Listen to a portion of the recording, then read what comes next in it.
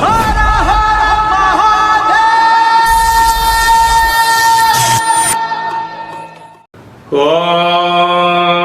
నమః శివాయ.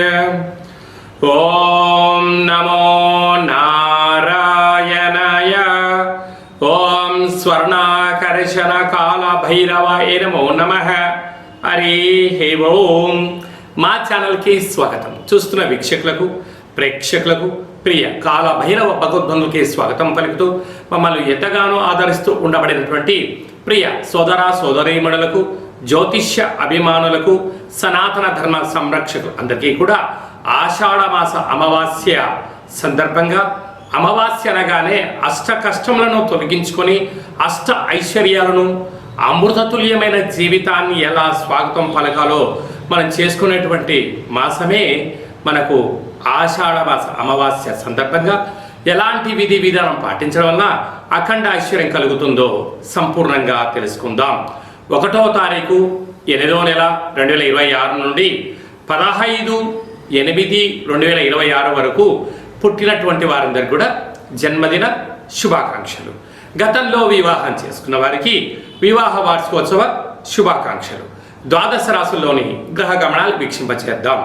విశేషంగా మనకు ఏడాది తర్వాత కుజ భగవానుడు మిథున రాశిలో సంచారము, అక్కడే బుధుడు స్వక్షత్రకారకుడు. 12 సంవత్సరాల తర్వాత రవి భగవానుడు దేవగురు బృహస్పతి ఉచ్చ స్థితిలో ఉండగా సంయోగ సంచార స్థితి, సింహరాశిలో కేతు సంచార స్థితి, కన్యరాశిలో శుక్ర సంచార స్థితి, కుంభరాశిలో రాహు సంచార స్థితి, మీనరాశిలో శని భగవానుని సంచార స్థితితో ద్వాదశ రాశుల్లోని గ్రహ గమనాలు ఈ విధంగా ఉన్నాయి. మీనరాశి వారికి ఒకవైపు ఏళ్లనాటి శని భగవానుడు వక్రగమన సంచార స్థితి, అర్ధాష్టమ కుజదోష ప్రభావం కారణం వలన ఎలాంటి ఆర్థిక ఇబ్బందులతో, శత్రులతో పొంచి ఉన్నప్పుడు సమస్యలను ఎదుర్కోవాలో తెలుసా? మీనరాశిలో ఏ నక్షత్రాలు వస్తాయి అనగా పూర్వాభాద్ర నక్షత్రంలోని చివరి పాదమైన 4వ పాదము, ఉత్తరాభాద్ర నక్షత్రంలోని 4 పాదాలు, రేవతి నక్షత్రం 4 పాదాలు కలిపితే మీనరాశి. రాశాధిపతి దేవగురు బృహస్పతి. వీరికి రాశిలోనే శని భగవానుడు వక్రగమన సంచార స్థితిలో ఉన్నప్పుడు యంత్రాలతో, ఆయుధాలతో, ఎలక్ట్రికల్ వస్తువులతో, ఎలక్ట్రానిక్ వస్తువులతో, కిచెన్లో పనిచేస్తే వంటవారు, ఆహార ఉత్పత్తులు, నీటి జలగండాలు, యంత్రాలతో, ఆయుధాలతో ప్రమాదం పొంచి ఉంది. అది కాకుండా అర్ధాష్టమ కుజదోష ప్రభావం కారణం వలన ఈ జన్మ నక్షత్రం రోజున అష్టమి తిథి ఎందున, అమావాస్య తిథి ఎందున ఆవేశం పనికిరాదు, ఆలోచన అవసరం. సంపూర్ణమైనటువంటి స్థిత ప్రజ్ఞత కూడా చాలా అవసరం. కులదేవతల, గ్రామదేవతల, ఇష్టదేవతల యొక్క ఆశీస్సులు అవసరమని చెప్పి కూడా మీరు గుర్తు పెట్టుకోగలగాలి. కనుక గ్రహ సంచార స్థితి అనుకూలంగా లేనప్పుడు మీరు వీలైనంత వరకు ఆరోగ్యాన్ని కాపాడుకోవడం, గోరువెచ్చని ఆహారం తినడం, ఔషధ సేవనం అవసరం. లేకపోతే అనారోగ్యానికి భారీ మూల్యం చెల్లిస్తూ పోలీస్ స్టేషన్లు, కోర్టు సమస్యలతో విలవిలలాడే పరిస్థితి చాలా అధికంగా ఉంటుంది. తస్మాత్ జాగ్రత్త. కనుక ఇలాంటి కాల సమయంలో కాళభైరవ స్వామి స్మరణ, కూష్మాణ దీపము దిష్టి తీసి బయట వేయించుకోవడం వల్ల సకల దోషం తొలగి ఐశ్వర్యం కలుగుతుందని చెప్పి గమనించాలి. ఆగస్టు మాసంలో ప్రథమార్థంలో ముఖ్యమైన పండుగల గురించి క్లుప్తంగా, సవివరంగా, సంపూర్ణంగా తెలుసుకుందాం.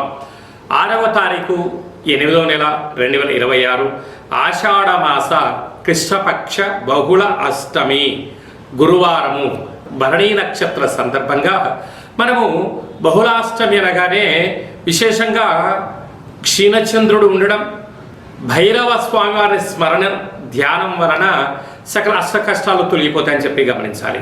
కనుక కాలాష్టమితో సమానమైన అష్టమి కనుక ఇంట్లో ఒక కుష్మాణ దీపాన్ని వెలిగించడం, ఇంటికి దిష్టి తీసి పలగొట్టడం వలన సకల అష్ట కష్టాలు తొలగిపోతాయని చెప్పి గమనించాలి.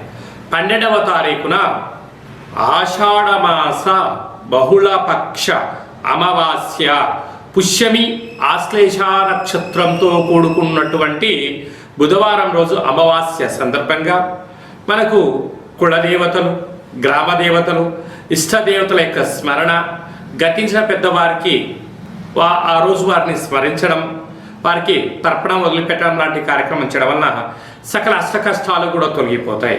కనుక అమావాస్య తిథి యందున మనం ఆవగించంత భక్తిని, శక్తిని, ముక్తి మోక్ష మార్గానికి బాటలు వేయగలిగినట్లయితే మనకన్నా అదృష్టవంతులు ఎవరు లేరు అని చెప్పి గమనించగలగాలి. ఆషాఢమాసం అనగానే మనకు ఈ భూమండలం అంతను కూడా వర్షాకాలంలో జరుగుతూ ఉండబడిన కాలం కనుక ఇంటిని మనం ప్రతిరోజు శుద్ధి పెట్టుకునేటువంటి కాల సమయంలో పసుపేసి అందులో ఉప్పేసి క్లీన్ చేసుకోవడం, ఇంటి సింహద్వారాలకు పసుపుతో అలంకరించడం, అలాగే ముగ్గు పెట్టడం వలన గ్రామంలో ఉండబడినటువంటి అంటే బయట సంచరించే క్రిమి కీటకాలు మన గృహంలోకి రావు అని చెప్పి కూడా గమనించాలి. అలాగనే ఇంటిలో కులదేవతల, గ్రామదేవతల, ఇష్టదేవతల స్మరణ, కూష్మాండ దీపము ఇంటి యజమానికి నరదృష్టికి దిష్టి తీసి బయట వేయడం వలన సకల గ్రహదోషాలు తొలగి ఐశ్వర్యం కలుగుతుందని చెప్పి గమనించాలి. ఇలా కుదరలేనటువంటి వారు ఈ కింది నెంబర్ సంప్రదించినట్లయితే ఆ అమావాస్య తిథి యందు ఎలాంటి విధి విధానాలు పాటించాలో సవివరంగా సంపూర్ణంగా తెలియచేయడం జరుగుతుంది. అలాగనే మీ వ్యక్తిగత జాతకం తెలుసుకోవాలనుకుంటున్నారా? మీ యొక్క పేరు, పుట్టినటువంటి తేదీ, నెల, పుట్టినటువంటి సంవత్సరం, సమయాన్ని రాసి వాట్సాప్ ద్వారా పంపించగలిగినట్లయితే 100 సంవత్సరాల జాతకాన్ని వ్రాసి మీరు పుట్టినప్పుడు గ్రహ గమనాలు ఎలా ఉన్నాయి, ప్రస్తుతం ఎలా ఉంటున్నాయి, భవిష్యత్తులో ఎలా ఉండబోతున్నాయో 100 సంవత్సరాల జాతకాన్ని సవివరంగా సంపూర్ణంగా వ్రాసి మీకు వివరిస్తూ అష్ట కష్టాల నుంచి ఎలా బయటపడాలి, అష్ట ఐశ్వర్యాలకు స్వాగతం ఎలా పలకాలో తెలియజేయడం జరుగుతుంది. అలాగనే చాలామందికి పుట్టినటువంటి కాల సమయంలో డేటా ఆఫ్ బర్త్లో లేనటువంటి కారణం వలన మీ పేరు యొక్క మొదటి అక్షరాన్ని అనుసరిస్తూ రాశిని తెలియచేస్తూ రమణ శాస్త్రం ద్వారా అనగా గవ్వళ ద్వారా కాళభైరవ ఉపాసన చేత భూత భవిష్యత్ వర్తమానాన్ని తెలియజేయడం జరుగుతుంది. ఈ కింది నెంబర్ని సంప్రదించి అపాయింట్మెంట్ తీసుకొని సంప్రదించగలరు. అందరికీ ఆషాఢ మాసంలో అమ్మవారి యొక్క కృప కటాక్ష వీక్షణలు, అందరికీ మంచి ఆయురారోగ్యాలను, విద్యార్థులకు విద్య, ఉద్యోగస్తులకు ప్రమోషను, వ్యాపారస్తులకు వ్యాపార ఆకర్షణ, రాజకీయవేత్తలకు మంచి అవకాశాలు కలిగించాలని మనసారా కోరుకుంటూ ఆశీర్వచనం.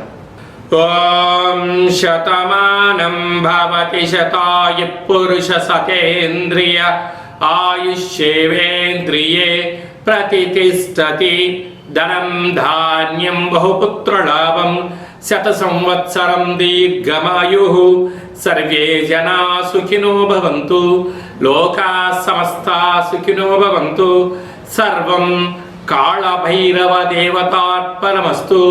హరి ఓం. ఈ వీడియో మీకు నచ్చినట్టయితే లైక్ చేయండి, షేర్ చేయండి, మా ఛానల్ సబ్స్క్రైబ్ చేసుకోండి. ఆధ్యాత్మిక భక్తి సమాచారాన్ని భగవద్బంధులకు, మిత్రులకు, స్నేహితులకు చేరవేసి హిందూ ధర్మాన్ని కాపాడండి.